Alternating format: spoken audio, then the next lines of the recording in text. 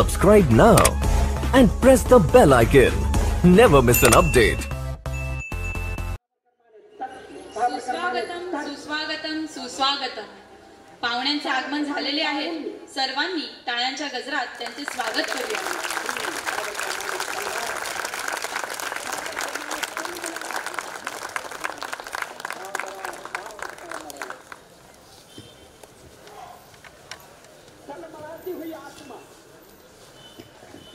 संजीवनी परिवार आयोजित व्याख्यानमाला कार्यक्रमात आपणा सर्वांचे हार्दिक स्वागत. मी कनिष्का नाईक, आजचे सन्माननीय वक्ते श्री अक्षय जोग, आजच्या कार्यक्रमाचे अध्यक्ष श्री प्रभाकर नाईक व संजीवनी परिवाराचे सदस्य श्री चिराग पाटील यांना व्यासपीठावर विराजमान होण्याची विनंती करीत आहे.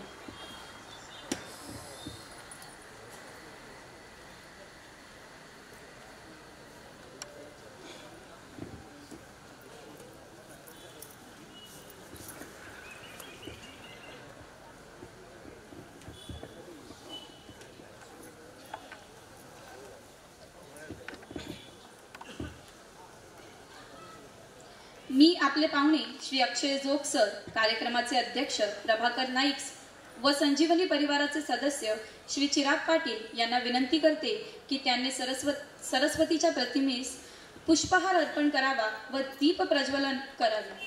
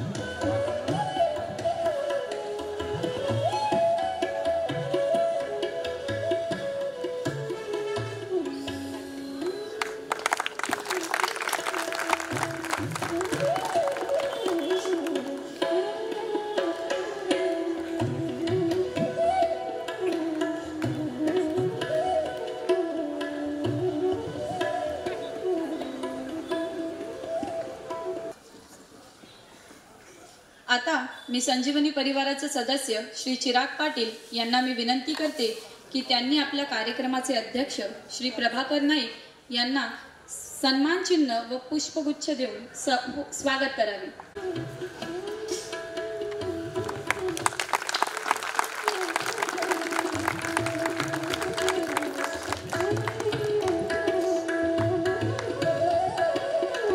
आता मी कार्यक्रमाचे अध्यक्ष श्री प्रभाकर नाईक यांना विनंती करते की त्यांनी सन्मान चिन्ह व पुष्पगुच्छ देऊन श्री अक्षय जोग सर यांचे स्वागत करावे.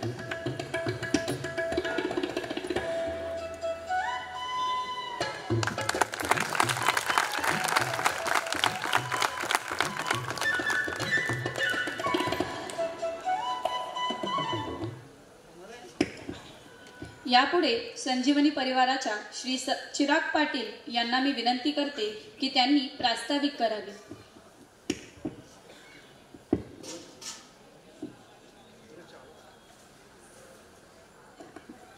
नमस्कार. आज 1 मे, आज महाराष्ट्र दिन तसेच आज कामगार दिवस. तुम्हा सर्वांना मी कामगार दिनाच्या तसेच महाराष्ट्र दिनाच्या शुभेच्छा देतो व माझ्या प्रास्ताविकास सुरुवात करतो. व्यासपीठावरील आजच्या कार्यक्रमाचे अध्यक्ष प्रभाकरजी नाईक तसेच आजचे प्रमुख वक्ते अक्षय जोग सर आणि उपस्थित सर्व श्रोत्यांचं मी संजीवनी परिवारातर्फे आपल्या व्याख्यानमालेच्या दुसऱ्या पुष्पात सहर्ष स्वागत करतो. संजीवनी परिवार हा प्रबोधन, शिक्षण, आरोग्य, पर्यावरण या क्षेत्रात कार्यरत आहे. या अंतर्गत आपण वर्षभर विविध कार्यक्रम घेत असतो. व्याख्यानमाला हे त्याचाच एक भाग आहे. आपल्या गेल्या वर्षभरात झालेल्या कार्यक्रमाचा आढावा तसेच आपण करोना महामारीमध्ये काळातील संजीवनी परिवाराच्या कार्याचा आढावा आपण आपल्या पहिल्या पुष्पात घेतलेला आहे. आपल्या व्याख्यानमालेचे पहिले पुष्प हे सौ नीलांबरी जोशी यांनी गुंफले होते. तर आजचे दुसरे पुष्प गुंफण्यास श्री अक्षय जोग सर आपल्यात उपस्थित आहेत. मी त्यांचा थोडक्यात परिचय करून देतो.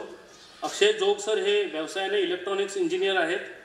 त्यांचा स्वातंत्र्यवीर सावरकर, हिंदुत्व, राष्ट्रवाद, भारतीय क्रांतिकारक, भारतीय स्वातंत्र्याचा लढा, बांगलादेशी अल्पसंख्याक, रोहिंग्या इत्यादींचे ते अभ्यासक आहेत. जोग सर हे विश्वसंवाद केंद्र पुणे याचे कार्यकारिणी सदस्य आहेत. त्यांचं स्वातंत्र्यवीर सावरकर आक्षेप आणि वास्तव तसेच स्वातंत्र्यवीर सावरकरांची तथाकथित क्षमापत्रे आक्षेप आणि वास्तव ही 2 पुस्तकं प्रकाशित झाली असून त्यांच्या सावरकर आक्षेप आणि वास्तव या पुस्तकाची गेल्या 2 वर्षात 11 आवृत्त्या निघाल्या आहेत. तसेच त्या पुस्तकाचे इंग्रजी, गुजराती आणि हिंदी या भाषांमध्ये भाषांतरित सुद्धा झालेले आहे.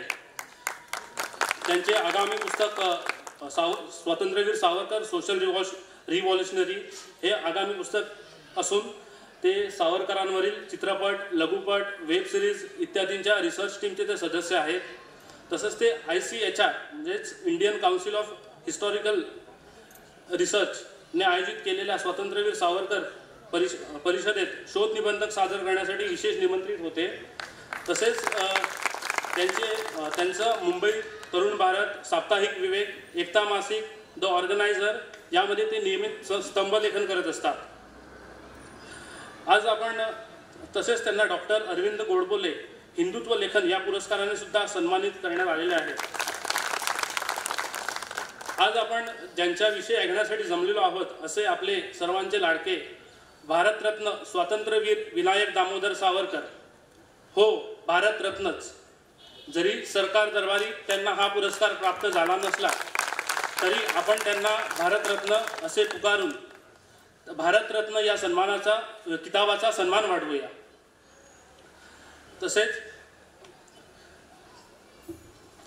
तसेच त्यांना त्यांचे एक भारतरत्न स्वातंत्र्यवीर सावरकर यांचे मला भावलेले एक वाक्य सांगून मी माझं प्रास्ताविक संपवतो. देहाकडून देशाकडे जाताना मध्ये एक देश लागतो आणि त्या देशाचे आपण देणे लागतो. तसेच आपण ज्या समाजात जन्मलो त्या समाजाचे सुद्धा आपण एक देणे लागतो. ही भावना सर्व तरुणांमध्ये जागृत हो इतका बोलून मी माझं प्रास्ताविक संपवतो. धन्यवाद. जय हिंद, जय महाराष्ट्र, जय सामवेद, जय संजीवनी.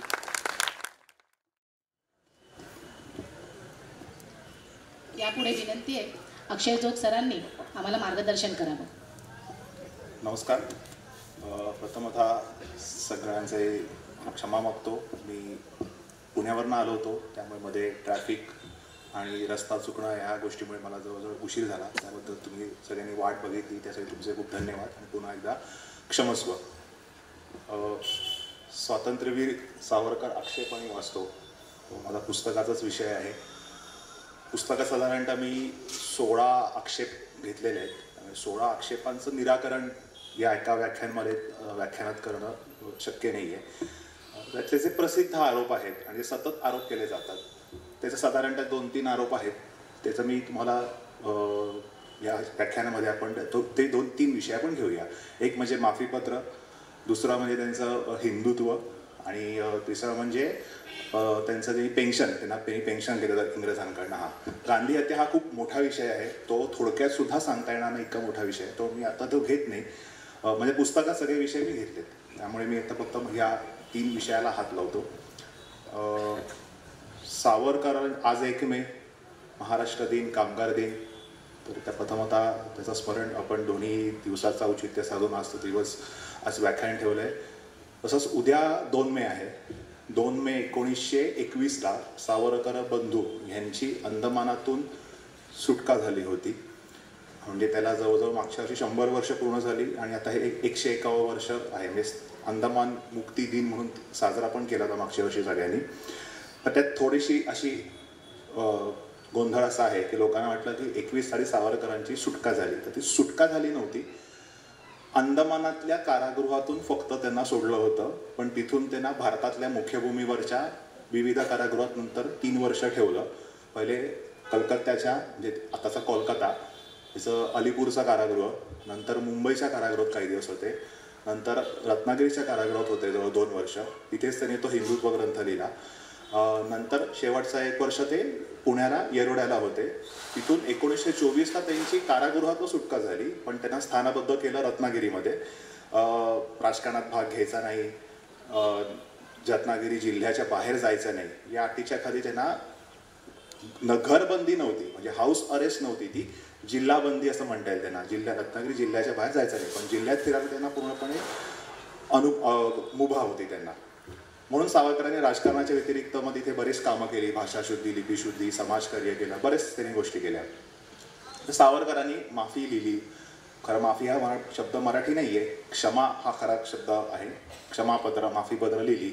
हा एक प्रसिद्ध आरोप आहे. म्हणजे अगदी 2001 सालापासून जेव्हा संसदेमध्ये तैलचित्र लावणं हा जी कॉन्ट्रोवर्सी सुरू झाली त्यापासून माफीपत्र वगैरे, तर आपण माफीपत्र म्हटलं की आपले सावरकरवादी, हिंदुत्ववादी पहिले बॅकफुटला जातात आणि काहीही न वाचता, म्हणजे अगदी मोठे मोठे व्याख्याते स्वतःला हिंदुत्ववादी, सावरकरवादी म्हणणारे सुद्धा, ज्यांनी सावरकरांचं समग्र वाङ्मय वाचलंय असं त्यांचं म्हणणं असतं. मला माहीत नाही वाचलं की नाही वगैरे, पण त्यांचं म्हणणं की सावरकरांनी माफी काय मागली नाही, सगळं खोटं आहे. ज्यांनी सावरकरांचं चरित्र वाचलंय ना, बाकी सगळं सोडून द्या, त्यांच्यावर लिहिलेली पुस्तकं सोडून द्या. किमान ज्यांनी माझी जन्मठेप हे पुस्तक वाचलेलं आहे त्याला कळेल की सावरकरांनी अशा प्रकारची पत्र लिहिली होती. मी सांगत नाही, स्वतः सावरकरच सांगतात ते. मी अशी पत्र लिहिली होती, बरं ती पत्र का लिहिली हे पण तुम्हाला सावरकरच सांगतायत. त्यामुळे मी वेगळं सांगतोय किंवा विरोधक वेगळे सांगतायत किंवा मग त्याच्यावरचा आपण डिफेन्स ना जाणं, हा सगळा मुद्दाच बाद होतो. मुद्दा असा आहे की शत्रूला मी क्षमा मागतोय किंवा क्षमेचं ढोंग करतोय असं सांगणं, फसवणं, शत्रूला फसवणं, शत्रूशी ढोंग करणं, शत्रूशी द्रोह करणं, शत्रूला खोटं बोलणं, हे हिंदूंना पटतच नाही. हिंदू विचार किंवा साधारणतः आपले सध्या राजकीय लोक यांचं असं एक तत्व असतं की शत्रूशी कायम खरं बोलायचं आणि स्वकीयांशी कायम खोटं बोलायचं. त्यामुळे आपल्या सावरकर इंग्रजांच्याशी खोटं बोलले, त्यांनी ढोंग केलं, हे आपल्याला पचनीस पडत नाही. पण सावरकर हे वेगळे होते, म्हणून ते सावरकर होते, ते सामान्य व्यक्ती नव्हते, असामान्य होते. सावरकरांचं साधं बेसिक लॉजिक होतं त्यामागे.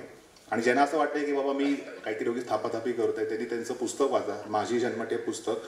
ज्यांना घेऊन वाचणं शक्य नाही त्यांनी savarkar.org, सावरकर स्मारक या वेबसाईटवरती मोफत मराठी इंग्रजीमध्ये डाउनलोड करून वाचू शकता.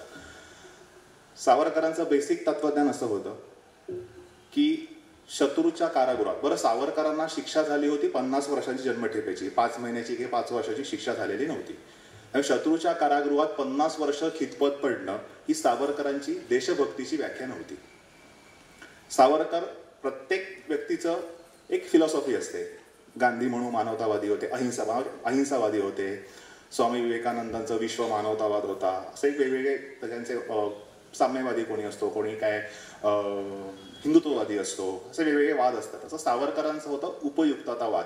माझा या देहाचा, माझ्या विचारांचा, बुद्धीचा या देशासाठी उपयोग करून भारत देशाला स्वतंत्र करणं आणि स्वतंत्र झाल्यावरती स्वतंत्र भारताला प्रगत करणं, इतर सगळ्या राष्ट्रांमध्ये त्याचं त्याला मानाचं स्थान प्राप्त करून देणं, हे त्यांचं ध्येय होतं. म्हणून ते म्हणाले की ठीक आहे, मला काय करावं लागेल, इंग्रजांना सांगावं लागेल बाबा मी चुकलो, मी यापुढे आधी क्रांतिकार्य केलं, मी त्या क्रांतिकार्य करणार नाही, तुम्ही सांगाल तसं अहिंसात्मक मार्गाने, संविधानात्मक मार्गाने मी आता तुमच्यासाठी, जसं मवाळ लोकांचं होतं, गोखले होते, फिरोजशाह मेहता होते किंवा काँग्रेसला जो मवाळ गट होता, अर्ज विनंत्यांचं जे त्यांचं प्रकरण होतं, त्याप्रमाणे मी अर्ज विनंत्यांचं प्रकरण मार्गाने स्वातंत्र्याचा लढा पुढे सुरू ठेवी. त्यामुळे सावरकरांनी माफी मागितली जरी असली, म्हणजे सावरकरांनी स्पष्ट शब्दात मी माफी मागतो हा शब्द त्यांच्या कुठल्याही पत्रात नाहीये. म्हणजे तुम्ही शब्द म्हणाल तर मर्सी, अमनेस्टी, माफी, क्षमा हा शब्द सावरकरांच्या कुठल्याही पत्रात नाहीये. पण त्याचा आशय, त्याचा जो गाभा आहे तो थोडक्यात क्षमेसारखाच आहे की बाबा मी चुकलो, मी काटेरी मार्ग अवलंबला, आता मी नाही अवलंबणार, आता मी मवाळ होतो वगैरे असं. त्यामुळे सावरकरांनी जरी माफीपत्र लिहिलेलं असलं तरी सावरकर माफीचे साक्षीदार कधी झाले नाही. दोन्हीत फरक काय आहे? माफीपत्र पाठवणं म्हणजे फक्त पाठवणं, सुटका करून घेणं हा मुद्दा असतो. माफीचा साक्षीदार कोण असतो? जो आपल्या सहकाऱ्यांची नावं सांगतो आणि स्वकीयांशीच द्रोह, चुगली करणं ज्याला म्हणतो ना आपण, चुगली करणं असतं. ते चुगली करणं जे असतं ते सावरकरांनी कधी केलं नाही. ब्रिटिशांनी त्यांना ऑफर केलं होतं, म्हणजे असं नाही असं नाहीये, त्यांना ऑफर केलं होतं, तुम्ही तुमच्या सगळ्या सहकाऱ्यांची नावं सांगा, आम्ही तुम्हाला उद्या सोडतो, आणि अगदीच उद्या सोडणं शक्य नसेल तर तुमची किमान शिक्षा तरी 50 ते 5 वर्षावरती आणून ठेवतो. सावरकर म्हणाले याच्या आधी जे काही घडलेलं आहे ते मी तुम्हाला एका शब्दाने सांगणार नाही, एकच सांगेन की यापुढे कसं वागायचं हे तुम्ही डिक्टेट करा मला, मी तसं वागेन. म्हणजे अर्थात वागेन म्हणजे मी काही तुमच्यासाठी काम करणार नाही की बाबा तुम्ही म्हणाला राजकारणात भाग घ्यायचा नाही, बाबा ठीक आहे नाही घेणार राजकारणात भाग, बोलणार नाही, लिहिणार नाही, ऐकणार नाही, ठीक आहे. तर सावरकर नंतर केलंच. रत्नागिरीत सावरकरांनी राजकारणात भाग ओपनली भाग कधीच नाही घेतला. सावरकरांना राजकारणामध्ये भाग घ्यायची, लिहायची, ऐकायची पण बंदी होती. काहीतरी कोणतरी व्यक्ती तिथे आले होते, ती राजकीय व्यक्ती होत होते, त्यांना तरी सत्कार वगैरे केला, सावरकरांना भेटले वगैरे, आणि त्याचं देखील राजकीय व्याख्यान होतं. सावरकर घरी निघून गेले. ते म्हणाले मला राजकीय भाषणं ओपनली ऐकणं पण मला बंदी आहे. तुम्ही वाचू शकता, कारण घरी पेपर येत होता, वाचण्यावरती काही बंदी नव्हती, पण ऐकायला बंदी होती. तर त्यामुळे क्षमापत्र परत सावरकर हे काही जगातले एकमेव किंवा भारतातले एकमेव असे पत्र पाठवणारे व्यक्ती नव्हते. सावरकरांसारखीच त्यांचे सावरकरांचे सहकारी होते, त्यांचं नाव होतं बारिंद्र कुमार घोष, म्हणजे अरविंद, योगी अरविंद हे माहिती असेल सगळ्यांना. त्यांचे सख्खे लहान भाऊ. स्वतः योगी अरविंद योगी होण्याच्या आधी पण क्रांतिकारक होते. अलीपूर खटल्यात त्यांना अटक झाली होती. बारिंद्र कुमार घोषांना सुद्धा अटक झाली होती. ते सावरकरांचे सहकारी होते अंदमानमध्ये. सचिंद्रनाथ सन्याल ते पण सावरकरांचे सहकारी होते.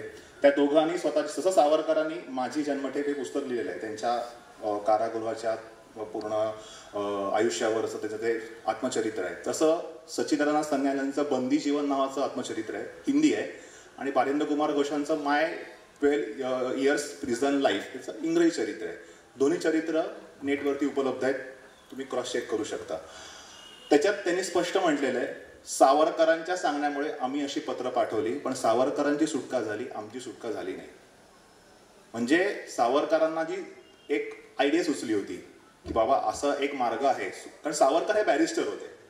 बॅरिस्टर म्हणजे काय, त्यांनी कायद्याचं शिक्षण घेतलेलं होतं लंडनमध्ये जाऊन. तेव्हा कायद्याचे ब्रिटिशांचे जे कायद्याच्या खाचाखोचा, खाचखळगे, लूप होल्स जे आहेत ते त्यांना सगळं माहिती होतं. त्यांना माहिती होतं की ब्रिटिशांनी त्यांच्या भारतातल्या कॉलनीमध्ये, साम्राज्यावरती एक असं लूप होल ठेवलेलं आहे की तुम्ही अर्ज विनंत्यांच्या मार्गाने, पेटिशनच्या मार्गाने तुमची सुटका करून घेऊ शकता.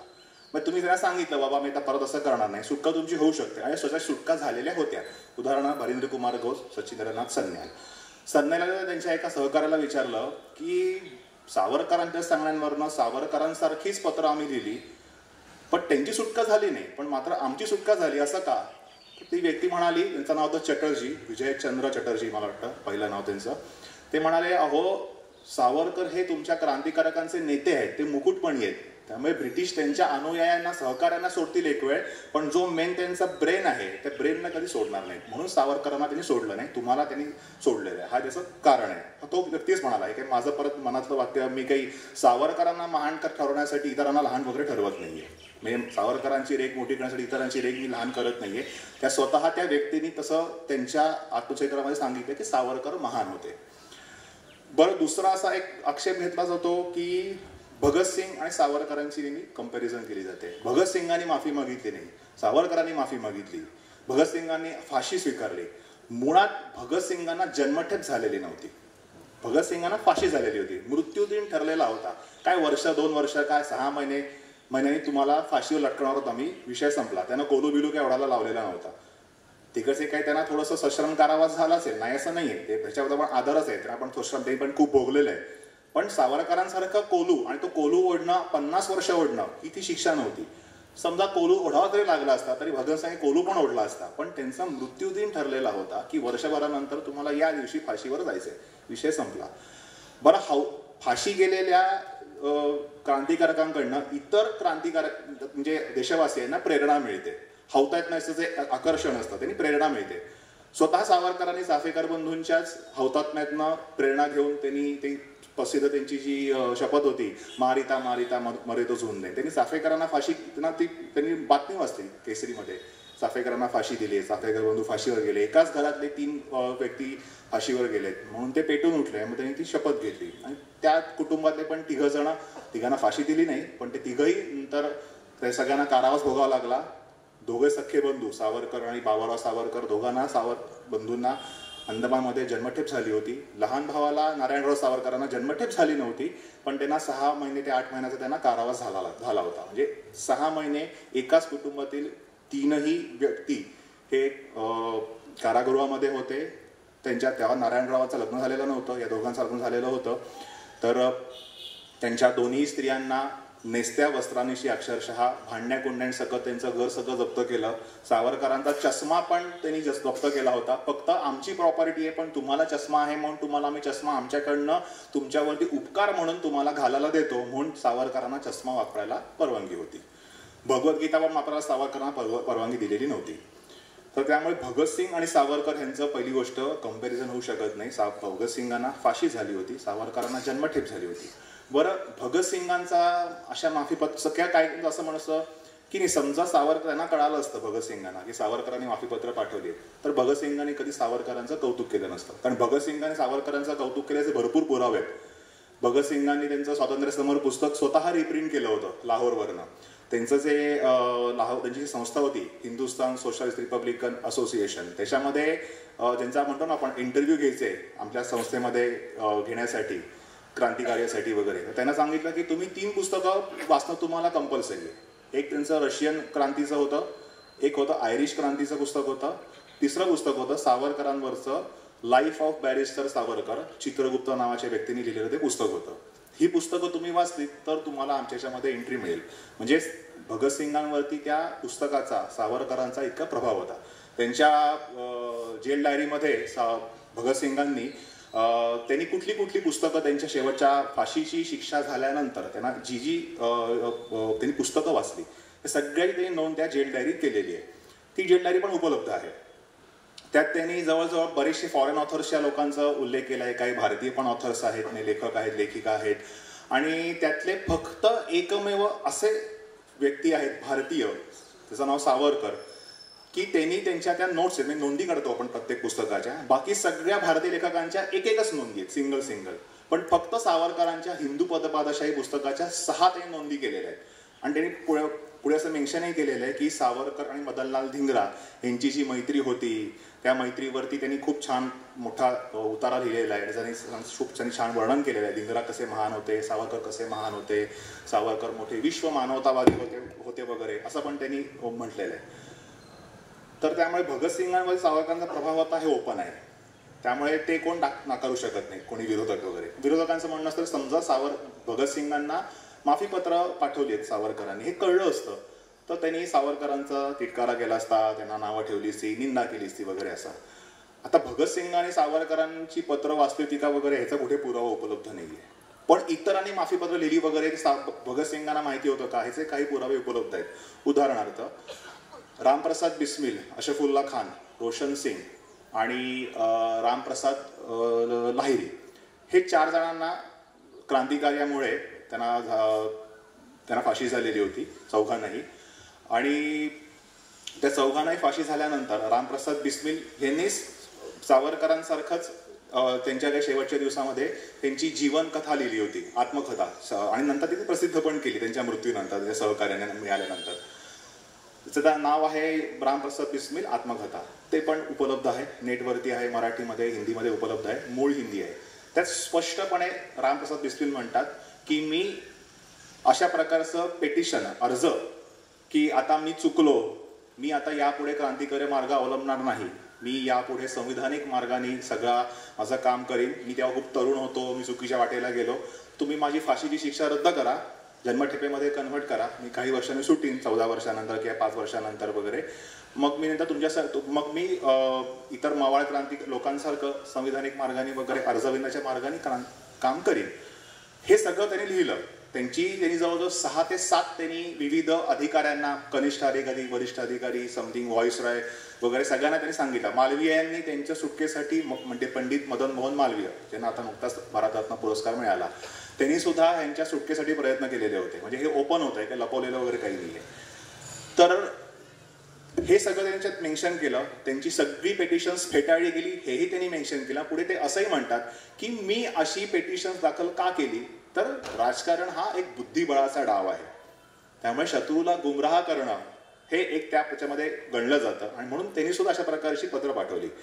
रोशन सिंग अशफुल्ला खान, रामप्रसाद लाहिरी यांनी सुद्धा अशा प्रकारची पत्र पाठवली होती असे उल्लेख आहेत. त्यांच्या पत्राचे दिनांक उपलब्ध आहेत. आणि अशफुल्ला खानांना असं पत्र लिहायचं नव्हतं, रामप्रसाद बिस्मिलांच्या सांगण्यावरून त्यांनी ते पत्र लिहिलं, पण सगळ्यांची पत्र फेटाळली गेली. आणि रामप्रसाद बिस्मिलांची जे आता मी उल्लेख केला, त्यांनी असं पत्र पाठवली वगैरे, की त्यांच्या आत्मकथेच्या काही भाग भगतसिंगांचं स्वतःचं एक नियतकालिक होतं. त्याचं नाव होतं मतवाला आणि कीरती, कीर्ती नाही, कीरती असं त्याचं नाव होतं. हिंदी होतं ते. त्यात त्यांनी सगळी महत्वाचं त्यांचं जे आत्मकथेचे जे काही डॉक्युमेंट्स आहेत ते त्यांनी पब्लिश केले होते. आणि पुढे त्यांनी असं लिहिलं होतं की रामप्रसाद लाहिरी, अशफुल्ला खान आणि रामप्रसाद बिस्मिल या तिघांनीही अशा प्रकारचे मर्सी पिटिशन्स दाखल केले होते, पण ते फेटाळले गेले. म्हणजे भगतसिंगांना या तिन्ही क्रांतिकारकांनी अशा प्रकारचे मर्सी पिटिशन पाठवले ते माहिती होतं, आणि तरीही भगतसिंगांनी त्या तिघांचाही गौरव केलाय. इतकंच नाही तर रामप्रसाद लाहिरी यांच्या हौतात्म्याने प्रेरित होऊन भगतसिंगांनी आपल्या सख्या लहान भावाचं नाव रामप्रसाद असं ठेवलेलं होतं.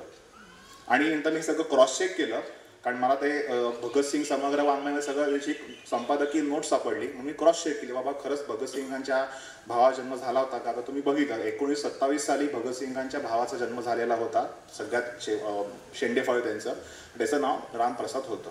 म्हणजे भगतसिंगांना माफी पत्र पाठवणं ही स्ट्रॅटेजी म्हणून मान्य होतं.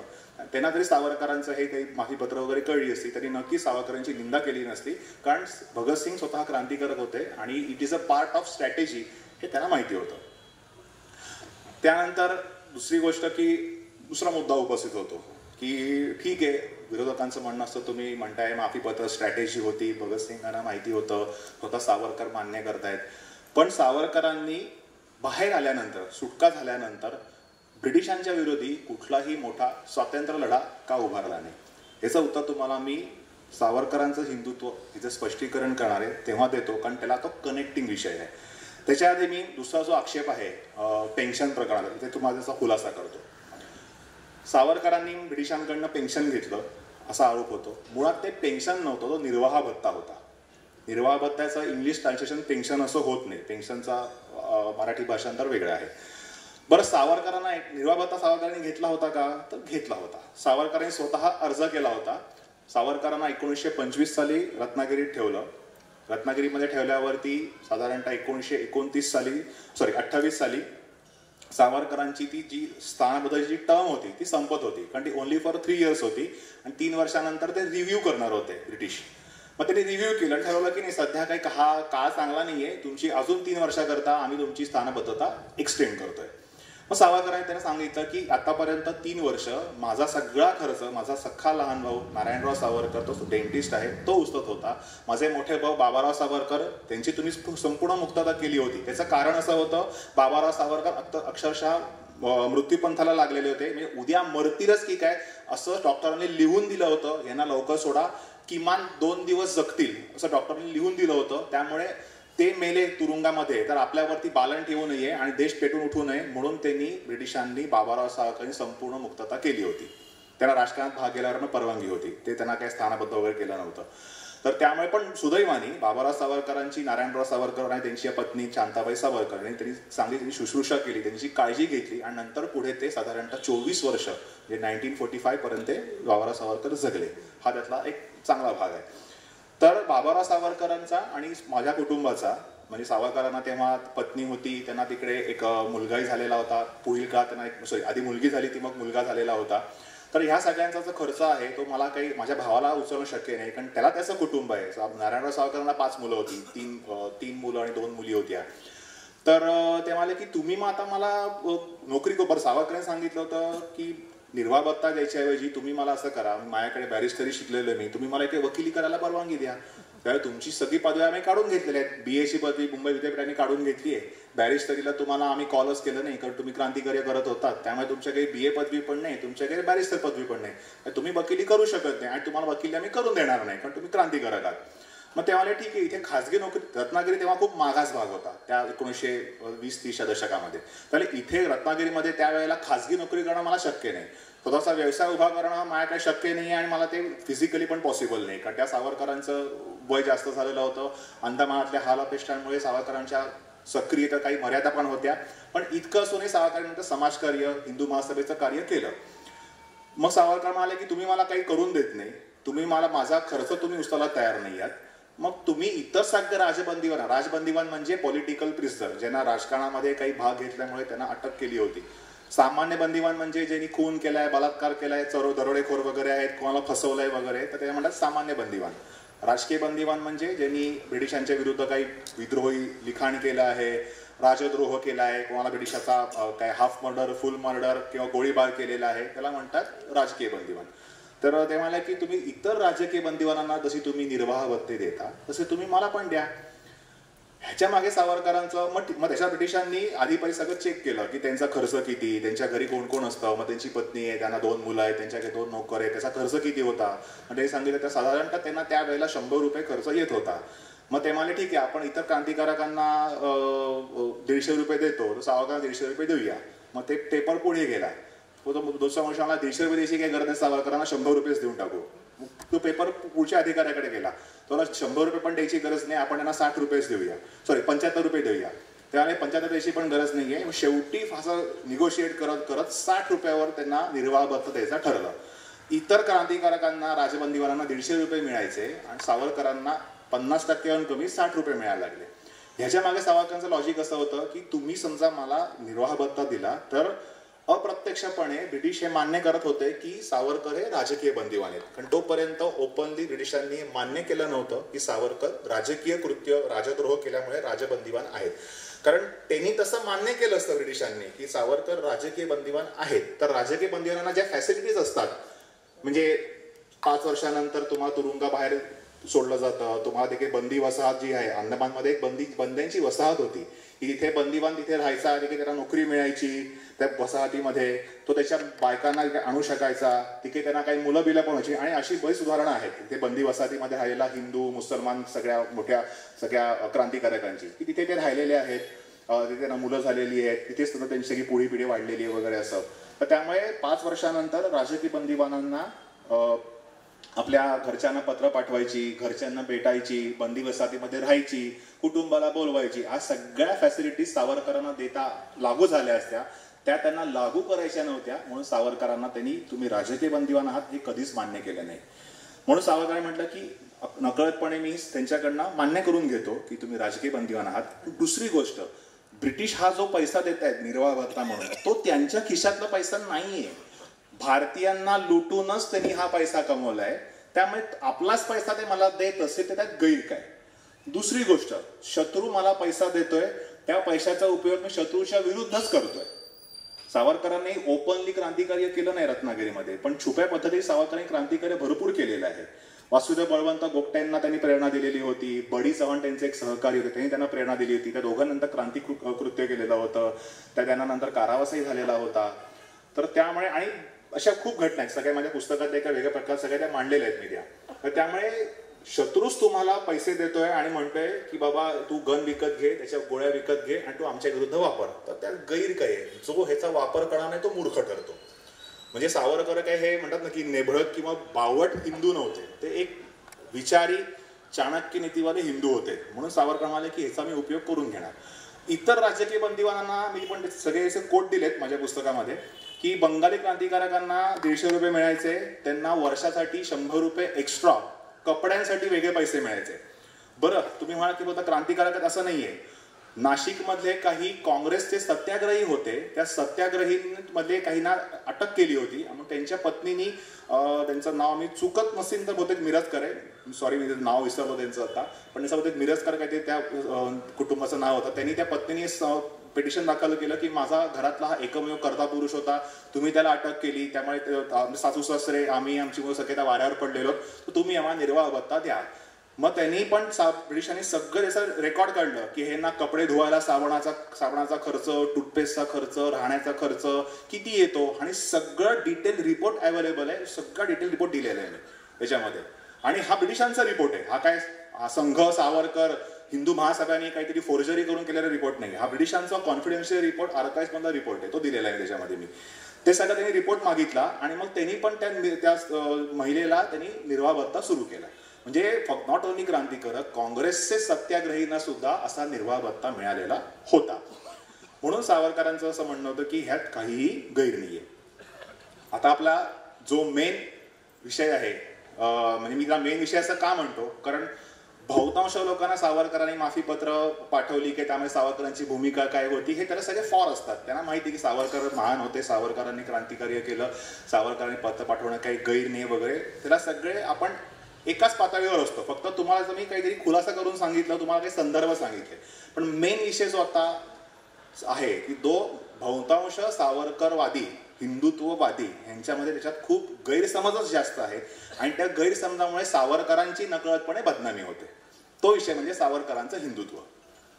सावरकरांचं हिंदुत्व ते बेसिक सुरुवात काही सांगली तर काय की हिंदुत्व त्यांचं पुस्तक होतं. 1923ला रत्नागिरीच्या कारागृहात त्यांनी ते पुस्तक लिहिलं आणि त्यांनी ते बाहेर पाठवलं छुप्या पद्धतीने स्मगल करून. मग त्यांनी ते प्रकाशित केलं त्यांच्या भावाने. त्यात त्यांनी अशी व्याख्या केली होती की आ सिंधू सिंधू पर्यंत यस्य भारत भूमिका पितृभू पुण्यभू शैव सवय रीती हिंदू रीती स्मृता. म्हणजे सिंधू सागरापासून सिंधू नदीपर्यंत ही जी भारतभूमी आहे ती ज्याची पितृभू आणि पुण्यभू आहे तो हिंदू. पितृभू आणि पुण्यभू म्हणजे पितृभू आणि पुण्यभू दोन्ही क्रायटेरिया फुलफिल करावे लागतील, किंवा म्हणजे पुण्यभू किंवा पितृभू दोन्हीपैकी एक क्रायटेरिया फुलफिल करून उपयोग नाहीये. दोन्ही क्रायटेरिया जो फुलफिल करेल तो हिंदू. पुण्यभू म्हणजे काय की ज्या धर्माचे तत्ववेत्ते, ज्या धर्माचे उद्गाते, ज्या भूमीत जन्मले किंवा ज्या भूमीत त्यांनी त्या पंथाचा किंवा धर्माचे काही विचार तत्व ही मांडली, तर त्या भूमीविषयी त्याच्या अनुयायांना एक प्रकारची आस्था असते, त्यांना ती भूमी पवित्र भूमी अशी वाटते. म्हणून त्याला सावरकरांनी नाव दिलं की पुण्यभूमी. पितृभूमी म्हणजे काय की वडिलांची भूमी या अर्थ नाही. आपण सर्व पितृ अमावस्याला काय आपण फक्त वडिलांचं श्राद्ध घालत नाही, आपण आपल्या पितरांचं श्राद्ध घालतो. आजी आजोबा, पणजी वगैरे, पणजी पणजोबा, त्याच्यामध्ये स्त्रीलिंगी पुल्लिंगी दोन्ही असतात इन्क्लुडेड. फक्त पुल्लिंगी म्हणजे आजोबा पणजोबा वडील असे इन्क्लुडेड नसतात. आजी पणजी सगळे इन्क्लुडेड असतात.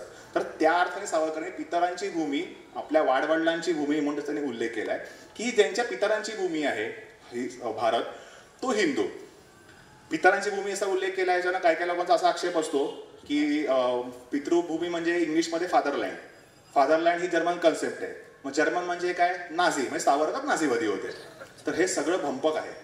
पितृभू जर्मन कन्सेप्ट जी आहे ती फादरलँड ही वडिलांची भूमी कन्सेप्ट या अर्थाने आहे. सावरकरांची कन्सेप्ट आहे ती अँसेंटर्स लँड, पितरांची भूमी या अर्थाने आहे. हा मूलभूत फरक लोक काही लक्षातच घेत नाहीत. म्हणजे अगदी संघाच्या लोकांना सुद्धा मी स्वतः सांगणार स्वयंसेवकच आहे, पण संघाच्या स्टेजवरती मी लोकांना सावरकरांची फादरलँडची भूमिका ही हिटलरपासून प्रेरित आहे हे बोलताना मी ऐकलेलं आहे. म्हणून हा फारच म्हणजे मला विषय जास्त एक्सप्लेन करून सांगावं असं वाटतंय. तर मग त्याच्यामध्ये आक्षेप काय होतो की आता सगळ्याच भारतीय इथे जे राहत आहेत परंपरागत, म्हणजे मुसलमान, ख्रिश्चन, ज्यू, पारशी कोणी असून दे, सगळ्यांची पितरं इथलीच आहेत. त्यामुळे बाय डिफॉल्ट ही सगळी लोक पितृभू क्रायटेरिया लावला तर सगळे हिंदू ठरतात. पण पुण्यभू क्रायटेरिया लावला की फक्त म्हणजे ख्रिश्चन, मुस्लिम, ज्यू, पारशी सगळे वगळले जातात. मग विरोधकांचा आक्षेप असतो की सावरकर हे मुस्लिम द्वेष्टे होते, ख्रिश्चन द्वेष्टे होते, हे त्यांचा आक्षेप असतो. मग त्याच्यावरती आपण हिंदुत्ववादी डिफेन्सला जातो. मग आपण काय म्हणतो, नाही नाही, हिंदू म्हणजे काय, भारतीयच. जो भारतीय आहे, जो भारताचा नागरिक आहे तो हिंदू. मी म्हणेन ठीक आहे, हा आपण एक समजा हे एक्सेप्ट केलं. सावरकरांचं असं म्हणणं नव्हतं, पण समजा आपण वादा करता हे एक्सेप्ट केलं.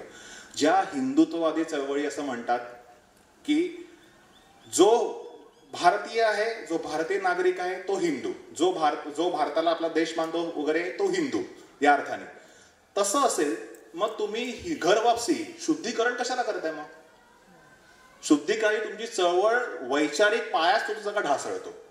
तुम्ही एकीकडे म्हणताय की जो भारतीय आहे, जो या देशाची निष्ठा ठेवतो तो हिंदू आहे. दुसरीकडे तुम्ही म्हणताय नाही, हा याला शुद्ध करायचंय आपल्याला, आपण तो त्याची इच्छा आहे शुद्ध व्हायची, त्याला हिंदू व्हायची, त्याला हिंदू करून घ्या. गरजच काय, तो हिंदू तुमच्या म्हणण्यानुसार तो देशाला भारत मानतोय, तुमच्या म्हणण्यानुसार देशाचा नागरिक पण आहे, मग तुम्ही त्याला कशाला हिंदू करून घेताय वेगळं परत? तो हे तुमच्या व्याख्येनुसार तो हिंदू ठरतोय ना. इथेच आपला वैचारिक गोंधळाची सुरुवात होते आणि वैचारिक गोंधळ आपल्या चळवळीचा गोंधळ निर्माण करून सगळं आपलं फसतं.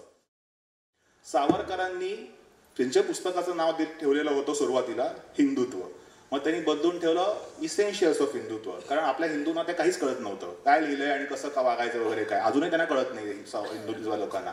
मग त्यांनी नाव चेंज करून ठेवलं हू इज हिंदू.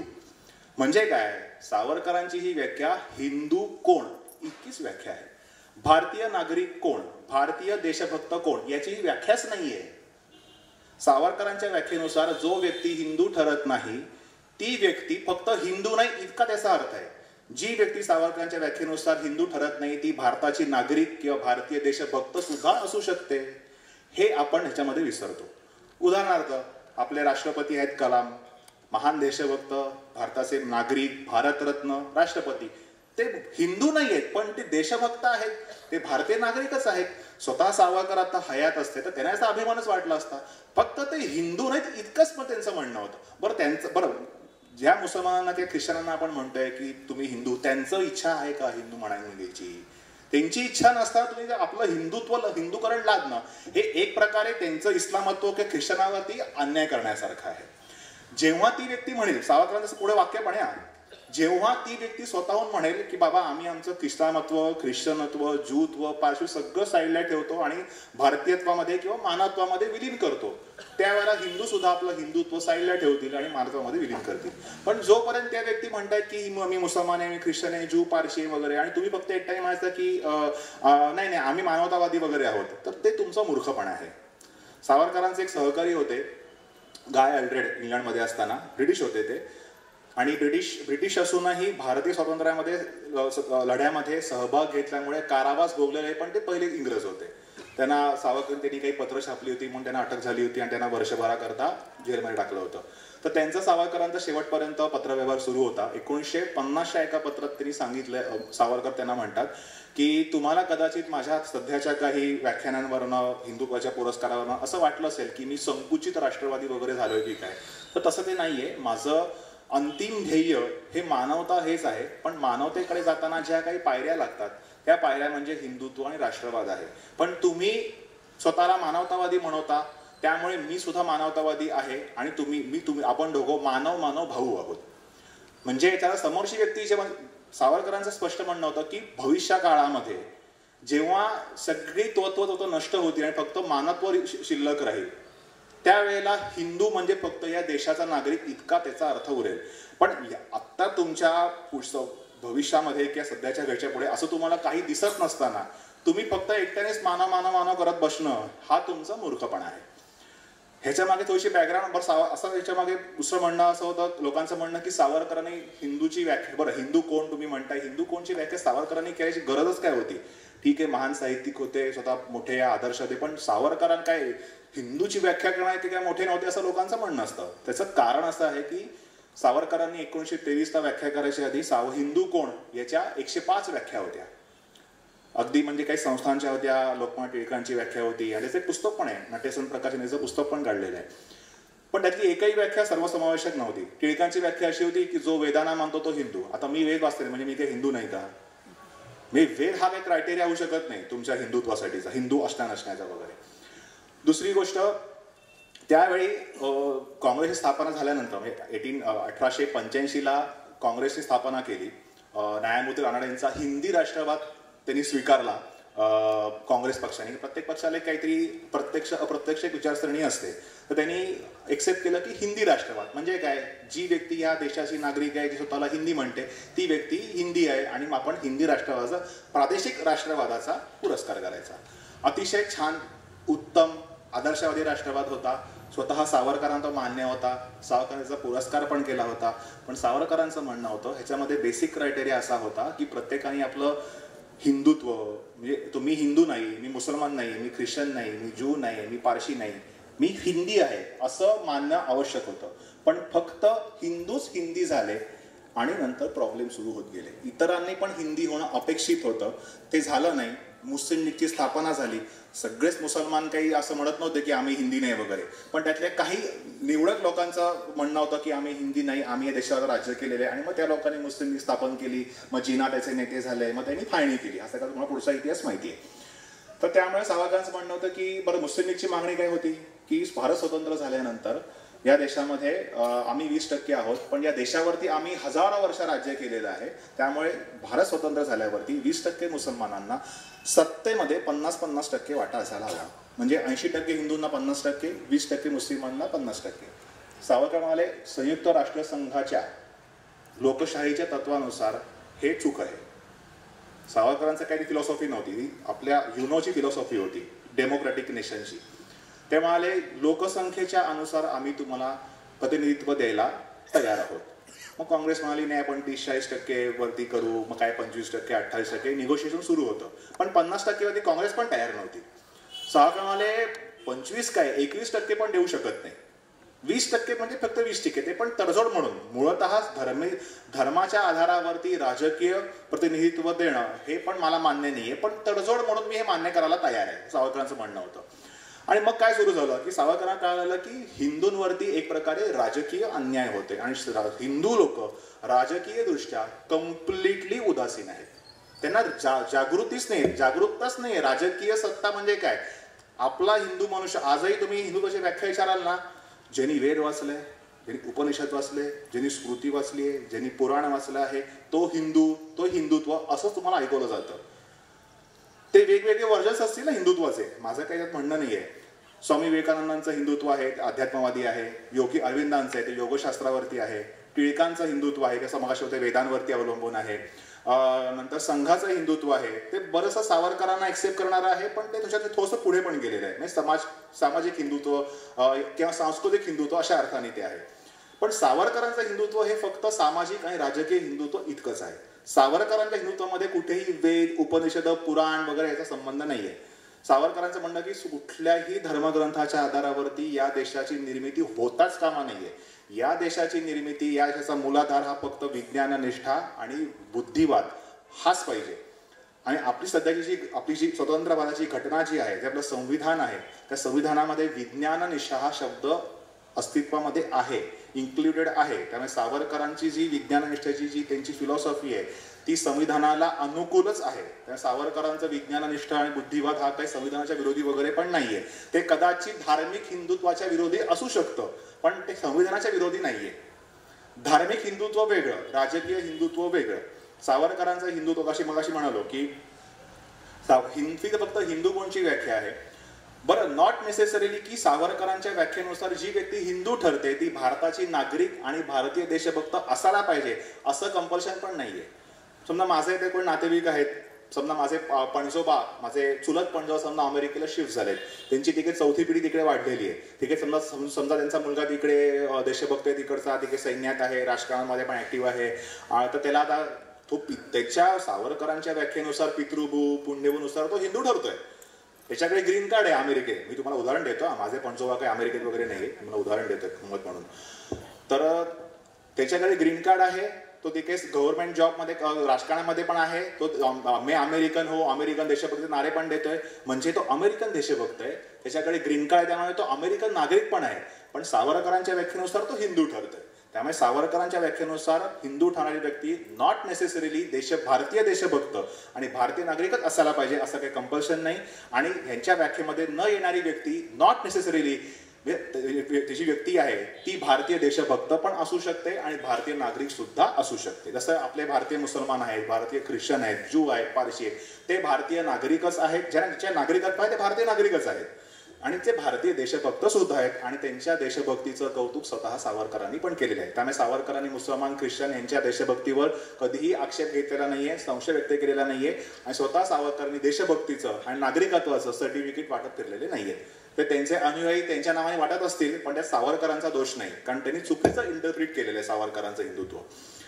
तर पुढे त्याच्यावर गेलो आपण, त्याच्यात आपल्याला दिसून येईल की स्वतः सावरकरांनी अजून सोपं करून सांगितलं हिंदुत्व म्हणजे काय. कारण हे माहिती आहे की सावरकरांना माहिती आहे, मी ते याची मांडणी होशी अशी गुंतागुंतीची असल्यामुळे सामान्य हिंदूला, ज्याला काही वैचारिक अकॅडमिक त्याला काही घेणं घेणं नसतं, तो फक्त आपलं मोक्ष मुक्ती ह्याच्याकडे बघत असतो, त्याला वैचारिक पाया, वैचारिक चळवळ, इंटेलेक्च्युअल ह्या गोष्टीची काही संबंध नसल्यामुळे सगळे हिंदू फसणार. म्हणून स्वतः सावरकरांनी त्याचं सोपीकरण करून सांगितलेलं आहे.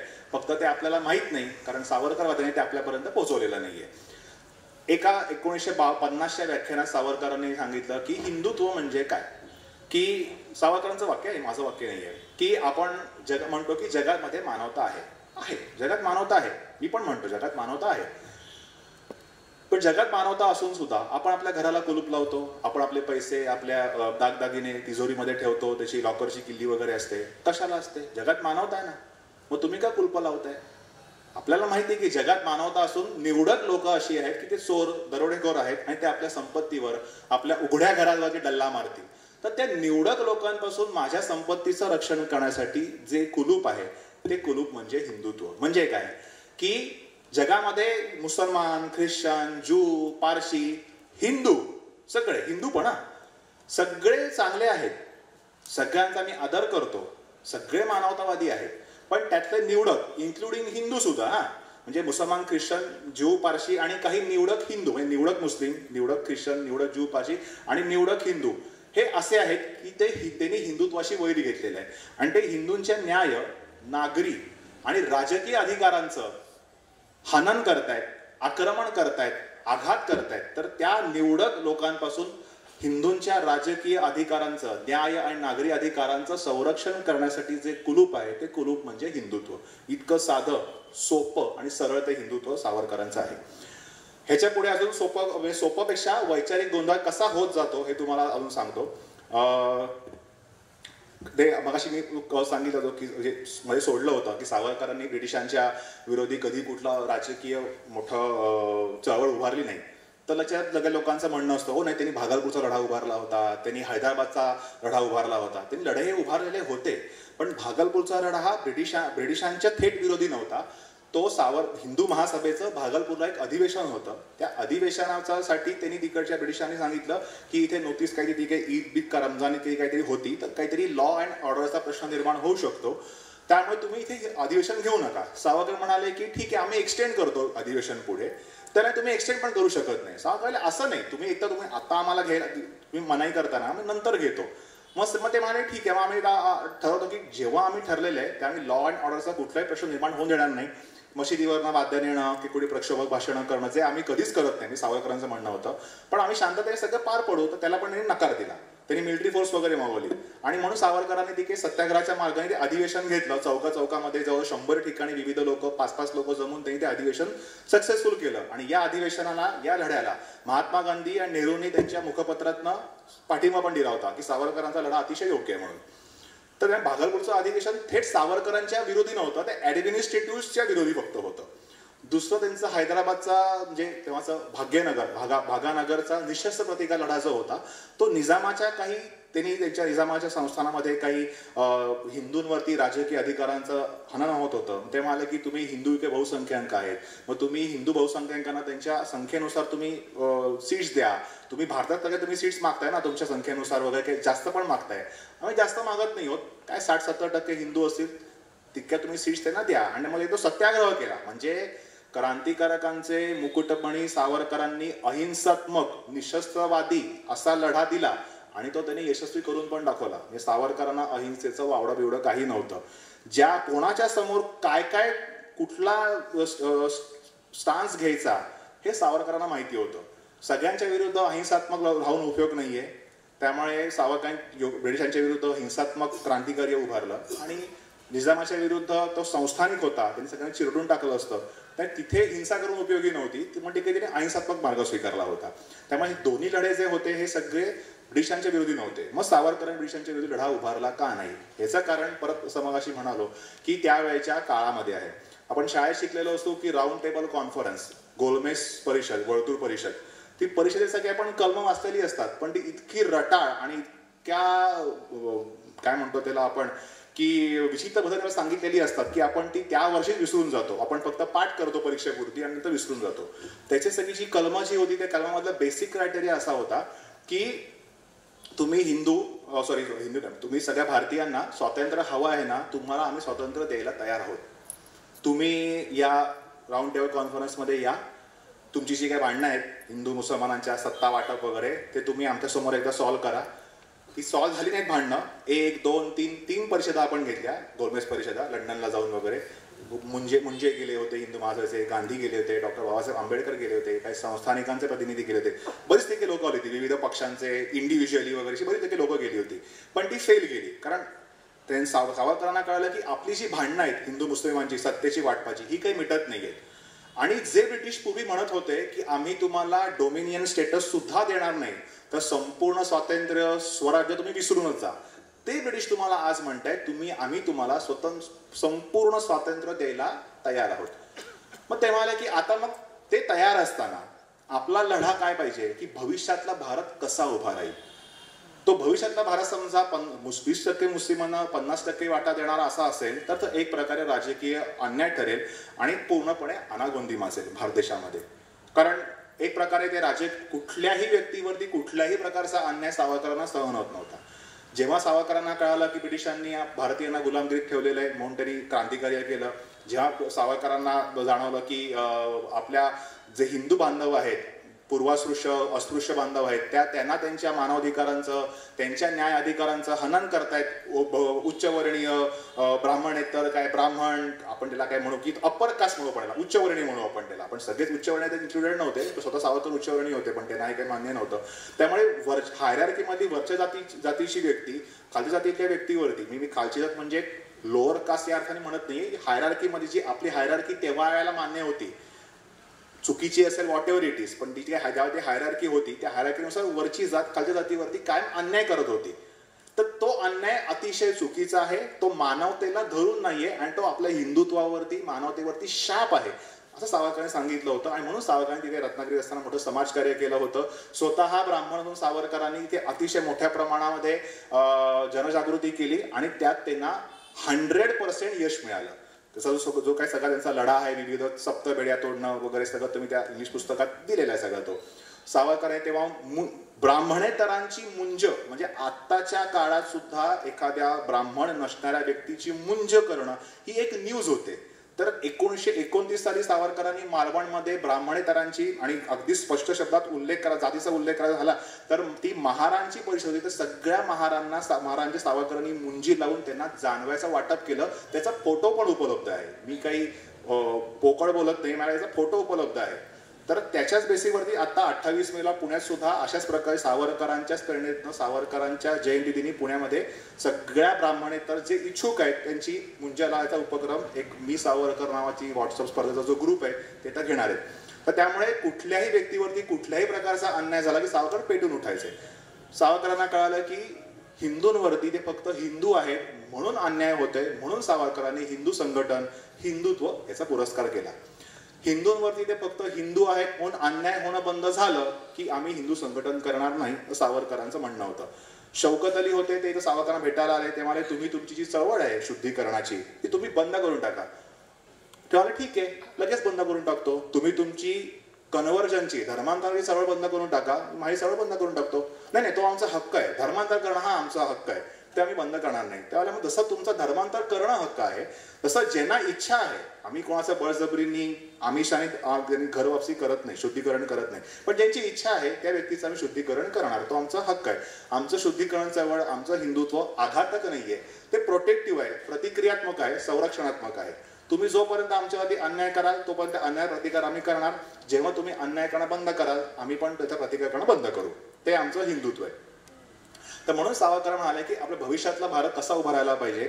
म्हणून सावरकरांचा जो प्राधान्यक्रम होता तो ब्रिटिश विरोधी लढा इकडून सरकून हिंदूंची जागृती करणं आणि भविष्यातला भारत हा समतेच्या आधारावर, समरसतेच्या आधारावरती, समानतेच्या आधारावरती उभा राहायला हवा. यासाठी सावरकरांनी हिंदुत्व ह्याची मांडणी केली आणि त्यांच्या सगळ्या अध्यक्षीय भाषणामध्ये हिंदू महासभेच्या त्यांनी स्पष्ट म्हटलेलं आहे माझ्या भविष्यातल्या हिंदू राष्ट्रामध्ये भारतामध्ये सगळ्यांना समसमान अधिकार असतील. बहुसंख्याकांना जे अधिकार असतील ते अधिकार तुम्हाला सगळ्या मुसलमान, ख्रिश्चन, ज्यू, पारशांना पण असतील. पण तुम्ही अल्पसंख्याक आहात म्हणून आम्ही तुम्हाला कुठल्या प्रकारचे विशेष अधिकार देणार नाही. आम्ही बहुसंख्याक आहोत म्हणून सुद्धा आम्हाला कुठल्या प्रकारचे विशेष अधिकार नकोत. तुम्हाला जे अधिकार ते समान अधिकार. याच्या पलीकडे जाऊन सावरकरांनी हे पण म्हटलेलं आहे की स्वतंत्र भारतामध्ये तुम्हाला मुसलमानांना, ख्रिश्चनांना, तुमच्या सगळ्या अल्पसंख्याकांना म्हणजे तुम्हाला तुमच्या धार्मिक संस्था म्हणजे मदरसे वगैरे उभा राहायचा तुम्हाला पूर्णपणे हक्क असेल. त्याच्यामध्ये तुमचं जे काही धार्मिक शिक्षण असेल ते देण्यासाठी आम्ही तुम्हाला सरकारकडनं अनुदान पण देऊ हे सावरकर म्हणतायत. पण ते शिक्षण देताना कुठल्याही प्रकारे इतर धर्मियांच्या विरुद्ध प्रक्षोभात्मक बोलता कामा नाहीये. द्वेषात्मक काही बोलता नये ही त्याला प्राथमिक अट असेल. आणि अशाच प्रकारे हिंदूंना सुद्धा त्यांची मंदिर त्यांच्या शिक्षण संस्था उभारायचा अधिकार असेल, त्यालाही आम्ही अनुदान देऊ, पण त्यांना पण तीच अट लागू असेल की त्यांनी अहिंदूंच्या विरुद्ध काही द्वेष निर्माण होईल, प्रक्षोभक वक्तव्य केली जात असं कुठल्या प्रकारचं वक्तव्य धार्मिक दृष्ट्या कुठल्याच दृष्ट्या करता कामा नाहीये. तुम्ही तुमचं धार्मिक शिक्षण द्या, पण त्याच्यात कुठल्या प्रकारे इतर धर्माच्या विरुद्ध द्वेषात्मक वातावरण तयार होईल असं काही बोलायचं नाही. हे सावरकर म्हणतात. बरं, सावरकरांचं हिंदू राष्ट्र ह्याच्यावर काही जोर नव्हता. जी मगाशी व्याख्या सांगितली, यस्य भारत भूमिका, हिंदूची व्याख्या करताना सावरकरांनी भारत शब्द उपयोगात आणलाय, हिंदू राष्ट्र हिंदुस्थान शब्द उपयोगात आणलेला नाहीये. आपण जसं आज भारत इंडिया शब्द वापरतो तसं सावरकरांनी तेव्हा हिंदू राष्ट्र, इंडिया, हिंदुस्थान, हिंदू राष्ट्र, आर्यावर्त, जम्बूद्वीप हे शब्द सावरकरांनी वापरलेले आहेत. भारत शब्दाला सावरकरांचा अजिबात विरोध नव्हता. त्यामुळे सावरकरांचा फोकस, त्यांचा प्राधान्यक्रम शिफ्ट झाल्यामुळे सावरकरांनी मोठा कुठला लढा उभारला नाही. त्याचं कारण होतं तेव्हा पूर्णपणे जो दृष्टिकोन होता तो चेंज झालेला होता आणि भारत स्वतंत्र होणार हे काळ्या दगडावरची रेख होती. स्वतः ब्रिटिशचे म्हणत होते आणि स्वतः सावरकर ते दिसत होतं. म्हणून स्वतंत्र भारताची पायाभरणी ही लगेच 14 ऑगस्टला पायाभरणी करायची आणि 15 ऑगस्टला भारत तयार झाला की आपलं सगळं भारत तयार होईल असं नसतं. ते काही त्याची एक प्रोसेस असते. आणि आपण सुद्धा स्वतंत्र झाल्यानंतर 2 वर्ष संविधानाची आपण निर्मिती केली. 1950 साली संविधान तयार करून 26 जानेवारीला आपण ते एक्सेप्ट केलं. त्यामुळे आपण पण काही लगेच काही 14 ऑगस्ट भारत निर्मिती झाल्या, आपण फक्त स्वतंत्र झालो. पण आपली जी भारत राष्ट्राची जी मूलभूत पायाभरणी जी असते, पाया जो काय आहे त्या सगळ्याचं बेसिस तयार करण्यासाठी आपल्याला 2 वर्ष लागली. डॉक्टर बाबासाहेब आंबेडकरांनी त्यासाठी खूप कष्ट उचलले. त्यांनी त्याचे मोठे डिबेट्स वगैरे पण झाला त्या गोष्टीवर, संविधानाच्या त्याला आपण कॉन्स्टिट्युशनल डिबेट्स वगैरे आपण त्याला म्हणतो. आणि त्यानंतर 2 वर्षानंतर अडीच वर्षानंतर आपण संविधान एक्सेप्ट केलेलं आहे. त्यामुळे सावरकरांचं म्हणणं होतं की ही काही अशी संथ किंवा इमिजिएट प्रोसेस नाही, ती फॉर स्लो प्रोसेस, ती रिव्होल्युशनरी प्रोसेस नाहीये, ती इव्होल्युशनरी प्रोसेस आहे. क्रांतिवादी नाही, ती उत्क्रांतिवादी प्रोसेस असते. क्रांतीने तुम्ही देश स्वतंत्र करू शकता, पण त्याच्या लोकांची मतं बदलणं ही उत्क्रांतीने शक्य असतं. हे सावरकरांचं त्याच्यापासून लॉजिक होतं. म्हणून सावरकरांनी हिंदुत्वाकडे फोकस करून समानतेचा लढा तो उभारलेला होता. आणि दुसरं आता एक रिसेंट उदाहरण घ्यायचं झालं तर एक मध्ये वक्तव्य आलं, मी हिंदू आहे पण मी हिंदुत्ववादी नाही. तर ह्याच्यावरती लगेच आपल्याकडनं हे कमेंट पास झाले, तुम्ही असं कसं म्हणताय, शक्यच नाही आहे असं. जो हिंदू असतो हिंदुत्ववादी असणारच ना वगैरे. जो हिंदू असतो हिंदुत्ववादी असतो असं समजा तुम्ही बघितलं तर त्याच्यामध्ये सुप्त स्वरूपामध्ये प्रत्येक हिंदूमध्ये हिंदुत्व हे असतं. त्याला तुम्ही प्रोत्साहन दिलं की तो मनुष्य हिंदुत्ववादी होतो. जन्मतः कागदपत्री हिंदू असलं म्हणजे हिंदुत्ववादी असणं नाही. म्हणजे काय, याचा अर्थ काय सांगतो तुम्हाला. की तुम्ही समजा 2 सख्खे भाऊ आहेत, जुळे भाऊ आहेत समजा धरून चला, एकाच आईच्या पोटी जन्मलेले सख्खे जुळे भाऊ आहेत. त्यांचे निधन झाल्यानंतर वडिलांचं इस्टेटी करतात, ते दोघं भांडतायत. सख्खे जुळे भाऊ. एक स्क्वेअर फूट जी 2 स्क्वेअर फूटची काही एक फरशीची म्हणतो स्क्वेअर फूटची 1 स्क्वेअर फूटची उंची जी इस्टेट आहे, भूमी जी आहे ती मोठ्या 2 मिनिटांनी मोठ्याच्या भावाला गेली. आणि 1 स्क्वेअर फूट जी फरशी जी आहे ती 1नी कमी लहान भावाला गेली. आणि त्या एका स्क्वेअर फीटसाठी ते 2 जुळे भाऊ आयुष्यभर कोर्टाच्या खेटा घालतायत.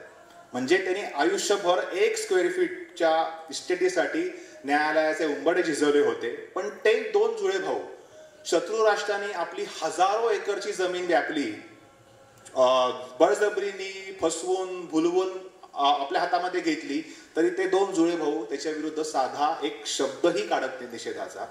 ती व्यक्ती असते हिंदू. आणि त्याच्या विरुद्ध जी आवाज उठवते ती हिंदुत्ववादी असते. म्हणजे त्याच्या आतमध्ये राष्ट्रवाद असतो, जिवंत असतो. मला त्याचे काही घेणं देणं नाहीये, ती व्यक्ती हिंदू असते. आणि ज्याला त्याचं काय पडलेलं असतं ती व्यक्ती असते हिंदुत्ववादी. त्यामुळे हिंदू आणि हिंदुत्ववादामध्ये हा खूप मोठा फरक आहे. आणि ज्या व्यक्तीने ते वाक्य उच्चारलेलं आहे त्या व्यक्तीने त्याच्या आयुष्यातलं सगळ्यात योग्य आणि विचार करून केलेलं वाक्य आहे. आणि त्या टेकलेल्या सगळ्या जाळ्यामध्ये सगळे हिंदुत्ववादी अडकलेले आहेत आणि पूर्णपणे त्यांचा बोजवारा उडालेला आहे हिंदुत्ववाद्यांचा. कारण सांगतो, त्यांचं काय विरोधकांचं म्हणणं, तुम्ही हिंदू राहा, तुम्ही तुमच्या देवळात जा, तुम्ही वेद वाचा, उपनिषद वाचा, योग करा, मोक्षासाठी लढा. तुम्हाला आम्ही राम मंदिर अयोध्येत काय प्रत्येक जिल्ह्यात तुम्हाला बांधून देतो आम्ही, तुम्ही राम मंदिरात जा. पण तुम्ही हिंदू म्हणून एकत्र येऊन राजकीय दृष्ट्या वोट बँक तयार करून राजकीय हिंदुत्व, राजकीय हिंदू म्हणून हिंदूला म्हणजे हिंदूंची वोट बँक तयार करून तुम्ही वोट करू नका. राजकीय दृष्ट्या तुम्ही हिंदू होऊ नका, तुम्ही धार्मिक दृष्ट्या हिंदू व्हा. आम्हाला काही प्रॉब्लेम नाही. तुमच्या त्या वेदांच्या वेदपाठ भवनाला आम्ही मुल्ला मौलवींच्या जास्त आम्ही तुम्हाला फेलोशिप देतो, तुम्हाला देणग्या देतो. पण तुम्ही वोट बँक, हिंदूंची वोट बँक तुम्ही तयार करून देऊ नका. हे राजकीय हिंदुत्व आम्हाला परवडणारा नाहीये, हे त्याच्या मागचा गर्भित अर्थ आहे. त्यामुळे मंदिरांच्या फेऱ्या त्यांना चालतात, वेदपाठ केलेले त्यांना चालतात, पण राजकीय हिंदूंनी हिंदू म्हणून एकत्र येऊन हिंदूंची वोट बँक तयार करणं हे त्यांना चालत नाही, जे आता आपल्या पंतप्रधानांनी करून दाखवलेलं आहे. दुसरा असा साधारणतः हिंदू पुढे गेला होता असा एक आपल्याला बहुतांश सावरकरवाद्यांचा असा एक आक्षेप असतो की आम्ही पंतप्रधानांना निवडून दिलं. मी काय, पहिली गोष्ट, मी भाजपचा सदस्य नाहीये, पण जी व्यक्ती चांगला करते त्याचं मी नक्कीच कौतुक करतो. इंदिरा गांधी काँग्रेसच्या असूनही त्यांनी अतिशय देशाकरता आणीबाणी सोडली, त्यांनी देशाकरता अतिशय उत्तम कार्य केले. बांगलादेश युद्धामध्ये त्यांनी जे काही भूमिका निभावली, जी त्यांनी जी नीती वापरली ती अक्षरशः सावरकर नीतीच होती ती. त्यामुळे त्याकरता इंदिरा गांधी सुद्धा कौतुक करतो. नेहरूंची काही तत्व, विज्ञाननिष्ठा जी नेहरूंची होती त्याचं पण मी कौतुक तर करतोच, पण स्वतः सावरकर सुद्धा कौतुक करायचे. महात्मा गांधींच्या काही गोष्टींचं जे योग चांगल्या होत्या गोष्टी महात्मा गांधींच्या त्याचं सुद्धा कौतुक सावरकरांनी केलेलं आहे. सावरकरांचं म्हणणं की तुमचं अहिंसा मानवता सगळं मला मान्य आहे, पण माझं आदर्शवादी धोरण जरी मानवता असलं तरी सध्या तात्कालिक टेम्पररी पॉलिसी सध्याच्या काळात उपयुक्त लागू करण्यासारखं धोरण म्हणजे माझं हिंदुत्व आहे. सध्याच्या काळात मानवता आम्ही करत बसणार नाही, कारण जग आता मानवतावादी झालेलं नाहीये. जग जेव्हा मानवतावादी होईल तेव्हा मी सुद्धा मानवतावादी होईल, पण किंवा जो एखादा मानवतावादी असेल तेव्हा मी पण मानवतावादीसाठी आम्ही भाऊ असू. पण जग जोपर्यंत मानवतावादी होत नाही तोपर्यंत राष्ट्रवाद अस्तित्वात राहणार आहे, आणि त्यामुळे मला माझं हिंदुत्व हवं आहे. त्यामुळे जे चांगलं केले त्याचं मी कौतुक करतो. त्यामुळे आपले पंतप्रधानांना निवडून दिलं, सावरकरांचं म्हणणं असतं की आपण त्यांना निवडून दिलं आणि त्यांनी सगळीकडे गांधींचं नाव त्यांनी सगळीकडे घेत बसले, तर हे काही योग्य नाहीये. माझं त्याच्यात असं इंटरप्रिटेशन आहे, तुम्ही चांगलं आहे थोडंसं बघा. तुम्ही निगेटिव्ह बघायला गेला तर तुम्हाला सगळंच निगेटिव्ह दिसेल. म्हणजे अगदी पंतप्रधान मोदी काय जरीच ना सावरकर जरी पंतप्रधान झाले असते आणि तुमचा दृष्टिकोन निगेटिव्ह असता तर तुम्ही सावरकरांना सुद्धा नावं ठेवली असती. हे तुम्हाला सांगतो मी. तुम्ही पॉझिटिव्ह बघा. मी काय पॉझिटिव्ह बघतो याच्यामध्ये की जरी आपले पंतप्रधान अख्ख्या देशभर जगभर जरी फिरून गांधींचं नाव जरी नाव घेत असले तरी ते शत्रू राष्ट्रांनी आपल्या पाकिस्तानने म्हणजे ओपन सांगायचं पाकिस्तानचे आपले दहशतवादी कृत्याच्या मार्गे आपला हल्ला केला. पुलवामाचा हल्ला झाला, पुरीचा हल्ला झाला, तेव्हा पंतप्रधानांनी तिथे जाऊन उपोषण नाही केलं, सैन्याला उपोषण करायला नाही सांगितलं, त्यांनी अहिंसात्मक संदेश निषेधपत्र त्यांनी नाही पाठवली, त्यांनी सर्जिकल स्ट्राईक आणि एअर स्ट्राईक केला. त्यामुळे त्यांच्या तोंडात जरी मुखात जरी गांधी असले तरी त्यांच्या कृतीमध्ये सावरकर आहेत. त्यामुळे नाव गांधींचे आणि वाटचाल सावरकरवादाकडे अशी नीती असेल तरी मला काही प्रॉब्लेम नाहीये. आपल्याला सावरकर पॉलिसी अप्लाय करणं महत्वाचं आहे. सावरकरांचं जरी नाव झालं नाही तरी सावरकर नीती जी देशाकरता चांगली आहे आवश्यक आहे. मी तर असं म्हणतो की इंटरनल सिक्युरिटीसाठी गांधींची महात्मा गांधींची अहिंसा ही उपयुक्तच आहे. मी हे म्हणत नाही आहे. फक्त स्वतः सावरकरांचं 1952 सालचं अभिनव भारत सांगता समारंभातलं भाषण आहे, त्यात त्यांनी असं म्हटलेलं आहे की आता आपण आपली हिंसात्मक क्रांतिकारकाची जी आपली जी प्रवृत्ती आहे ती त्यागली पाहिजे आणि स्वतंत्र भारतामध्ये आपण हातात अजिबात शस्त्र घेता कामा नाहीये. आपण तुम्हाला तुमच्या सरकारचे काही कृत्यपेक्षा काही त्यांचे निर्णय तुम्हाला काही पटले नाहीत तर तुम्ही संविधानिक मार्गाने अहिंसात्मक मार्गाने सत्याग्रहाच्या मागणीचा विरोध करा, पण तुम्ही हातात शस्त्र घ्यायची नाही. हे सावरकरांचं वाक्य आहे. परतंत्र असताना ते नाईलाजाने आम्ही हातात घेतलं होतं, पण आता ते आवश्यक नाहीये असं सावरकरांचं म्हणणं आहे. त्यामुळे इंटरनल सिक्युरिटीसाठी गांधीवाद हा आवश्यक आहे किंवा गांधीची अहिंसा आवश्यक आहे, पण एक्सटर्नल सिक्युरिटीसाठी डिप्लोमसी जी आपण म्हणतो, जयशंकर आपले परराष्ट्र मंत्री, त्यासाठी तुम्हाला सावरकर नीतीच पाहिजे. तिथे तुम्हाला चाणक्य, श्रीकृष्ण नीती, सावरकर नीतीच तुम्हाला उपयुक्त आहे. त्यामुळे दोघांचं आपण मिलन केलं, एकत्रीकरण केलं तर नक्कीच देशाची प्रगती होईल. अजून आता हे झालं सावरकरवाद्यांचं इंटरप्रिटेशन. गांधीवाद्यांचं असं म्हणणं असतं की जग गांधींचं नाव घेतं. म्हणजे ओबामा आपल्या देशामध्ये 2013 साली आले होते, ते तेव्हा त्यांचे अध्यक्ष असताना, नोव्हेंबर 2013 असं मला वाटतंय, बहुतेक चुकत नसेल तर. आणि त्यांनी गांधींचं नाव घेतलं, म्हणे देशाला गांधींच्या अहिंसेची आवश्यकता आहे. मग ते लगेच गांधीवादी सगळे म्हणाले, बघा अमेरिकेचा अध्यक्ष महात्मा गांधींचं नाव घेऊन म्हणतोय की जगाला गांधींची अहिंसा आवश्यक आहे. ठीक आहे, मान्य आहे सगळं. पण त्याच बराक ओबामांनी 5-6 महिन्याच्या आत 2014 मे साली लादेनवरती पाकिस्तानमध्ये घुसून हिंसात्मक कारवाई केली. तेव्हा त्यांना गांधींची अहिंसा आठवली नाही.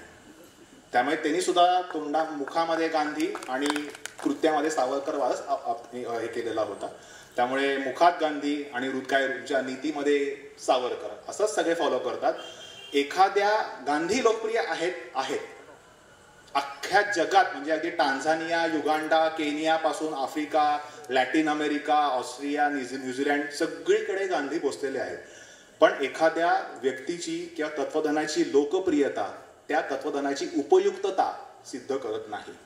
उपयुक्तता तत्वज्ञान जरी लोकप्रिय नसलं तरी ते वेगळं असू शकतं. त्यामुळे सावरकर जरी पोचले नसते जगभर, तरी सावरकरांची नीती सगळं जग त्यांचं नाव न घेता, त्यांचं न वाचता सुद्धा अवलंबत आहे. आणि आपण वाचून सुद्धा ते अवलंबत नव्हतो, पण इंदिरा गांधी, आता आपले पंतप्रधान मोदी, त्यांनी ते अवलंबलेलं आहे, हे नक्की.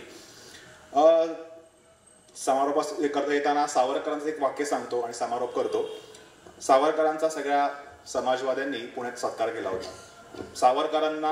सावरकर हयात असताना सावरकरांना आणि त्यांच्या वेळेच्या समाजवाद्यांना, कम्युनिस्टांना सावरकरांचं काही वावडं नव्हतं. जेव्हा सावरकरांचं निधन झालं तेव्हा लोकसभेमध्ये कम्युनिस्ट खासदार होते मुखर्जी म्हणून, त्यांनी ठराव मांडला आणि जनसंघाचे खासदार होते की सावरकर हे महान देशभक्त होते, तर या संसदेने त्यांना श्रद्धांजली अर्पण करावी.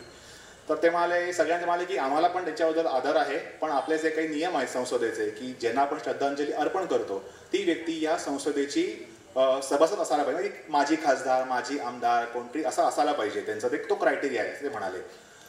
मग पण ह्याच्यात मुद्दा असा आहे की महात्मा गांधी आणि स्टॅलिन हे कधीही संसदेचे खासदार, आमदार किंवा सदस्य वगैरे नव्हते, पण त्या दोघांनाही संसदेने आपल्या श्रद्धांजली वाहिली होती. पण सावरकरांना त्यांनी हा नियम दाखवला आणि श्रद्धांजली वाहिली नाही. तर मुखर्जी कम्युनिस्ट असून त्यांनी सावरकरांना श्रद्धांजली वाहिली जावी म्हणून ठराव मांडला होता. श्रीपाद अमृत डांगे ज्यांनी महाराष्ट्रात कम्युनिझम आणला असं म्हणतात, ते सावरकरांना मानायचे आणि सावरकरांच्या सुटकेसाठी त्यांनी काही प्रयत्न केले होते अशा ब्रिटिश फाईल्समध्ये काही उल्लेख आहेत, पण त्याचा अजून ठोस पुरावा काही सापडला नाहीये. मानवेंद्रनाथ रॉय ज्यांनी भारतामध्ये कम्युनिझम आणला असं म्हणतात, MN रॉय, तर ते सुद्धा सावरकरांना मानायचे. ते म्हणायचे की देशभक्तीची पहिली प्रेरणा आम्ही सावरकरांकडनं घेतली. त्यांनी मात्र सावरकर सुटकेसाठी बोट आयोजित करणं आणि सुटके त्यांनी खूप प्रयत्न केले होते आणि नुकतीच त्याची 30 पानाची फाईल सापडलेली आहे. त्याचं सगळं वाचन वगैरे सुरू आहे. सगळं वाचन पूर्ण झालं की नक्कीच ते पण प्रकाशामध्ये आणू. त्यावेळेचे बरेचसे काही ख्रिश्चन मिशनरीज होते, त्यांनी तो सावरकरांच्या निधनानंतर सावरकर हे वीर होते, स्वातंत्र्यवीर होते, देशभक्त होते असा उल्लेख केलाय. आपले यशवंतराव चव्हाण मुख्यमंत्री, त्यांनी सावरकरांचा उल्लेख देशभक्त, स्वातंत्र्यवीर असा उल्लेख केलेला आहे. आणि आपले श्रीम जोशी म्हणजे SM जोशी, ज्यांना सावरकर श्रीम जोशी म्हणायचे, तर त्यांनी सुद्धा ते सावरकरांना मानायचे. नागा गोरे मानायचे, भाई वैद्य मानायचे, सगळे समाज सावरकरांना मानायचे. तर सगळ्या ह्या समाजवाद्यांनी सावरकरांचा पुण्यात सत्कार केला आणि अर्थात ते सगळे समाजवादी होते, त्या थोडीशी खोचक टिप्पणी केली सत्कार करताना की ह्या जो आम्ही सत्कार करतोय सावरकरांचा, ते साधारणतः साल होतं 1940-41 की हा सत्कार जो आम्ही करतोय हा सत्कार क्रांतिकारक सावरकरांचा, म्हणजे 1908 सालच्या क्रांतिकारक सावरकरांचा सत्कार आम्ही करतोय. ठीक आहे, सावरकर उभे राहिले. सावरकर बॅरिस्टर होते, हजरजबाबी होते, हे काय कोणाला असं ऐकून घेणारे नव्हते. तेव्हा ठीक आहे, जेव्हा आम्ही 1908 साली क्रांतिकार्य करत होतो तेव्हा तुम्हीच आम्हाला वाट चुकलेले देशभक्त म्हणालात, तुम्ही आम्हाला नावं ठेवलीत, हरकत नाही. आज 32 वर्षानंतर तुम्हाला 1908 सालचे सावरकर समजतायत, हरकत नाही. पण 1940 सालचे हिंदुत्ववादी सावरकर कदाचित तुम्हाला आज समजणार नाही, 50 वर्षांनी समजतील. मी थांबायला तयार आहे, पण तेव्हा का होईना तुम्हाला माझं हिंदुत्व कळावं इतकीच अपेक्षा आहे. मला आज बोलवलं त्याने आयोजकांचे खूप खूप आभार. ज्यांना माझं पुस्तक हवं असेल ते सावरकर आक्षेपाणी वाचतो, हे 300 रुपयाचं पुस्तक 200 रुपयात उपलब्ध आहे. आणि आता या माझ्या व्याख्यानानंतर ने मजसीने हे आपले गीत सादर होणार आहे. ने मजसीने ह्याची सुद्धा खूप मोठी एक छान स्टोरी आहे. त्यावेळेचे लाल बाल पालमध्ये जे पाल होते बिपिनचंद्र पाल, त्यांचा मुलगा निरंजन पाल यांनी ती आठवण सांगितली की सावरकर ते ने मजसीने गाणं लिहित असता तिथे मी उपस्थित होतो ब्रायटनच्या किनाऱ्यावरती, आणि सावरकर हे गीत लिहिताना अक्षरशः लहान मुलासारखे हुंदके देऊन रडत होते. आणि हे म्हणजे अजरामर काव्य आहे, आणि या काव्यामुळे हृदयनाथ मंगेशकर यांची सरकारी नोकरी पण गेली. हे सगळ्यांना माहिती असेल की त्यांना नोटीस आली की हे तुम्ही गाणं का गायलात सावरकरांचं. तो म्हणा चांगला कवी चांगलं गाणं मी गायलो, काय प्रॉब्लेम याच्यामध्ये. नाही हे सावरकरांचं गाणं आहे. त्यामुळे सावरकरांचं गाणं असल्यामुळे हृदयनाथ मंगेशकरांची नोकरी गेली आहे. एबी कट्टा माझा कट्टावर त्यांनी सगळी आठवण सांगितलेली होती. तर अशा ह्या अजरामर गीताचं सादरीकरण होणार आहे. आणि पुन्हा एकदा सर्व आयोजकांचे आणि उपस्थित सगळ्या प्रेक्षकांचे खूप खूप आभार. आणि महाराष्ट्र दिन, कामगार दिन आणि उद्याचा सावरकरांचा 2 मेचा सावरकर मुक्तीचा दिन या निमित्त सगळ्यांना मी शुभेच्छा देतो. सावरकरांचं स्मरण कायम ठेवा आणि त्याबद्दल जितकं शक्य त्याचा प्रचार प्रसार आपापल्या पद्धतीने पण योग्य प्रचार प्रसार करत राहा, इतकीच अपेक्षा व्यक्त करतो. धन्यवाद.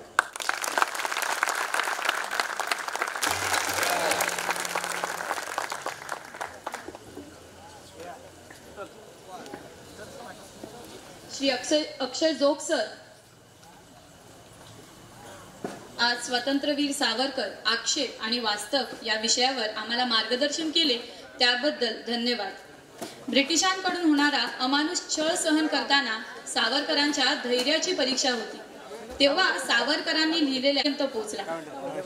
अनादि मी अनंत मी अवध्य मी भला मारिला रिपू जगती असा कवण जन्मला. याचाच अर्थ I have no beginning, no end. I cannot be killed.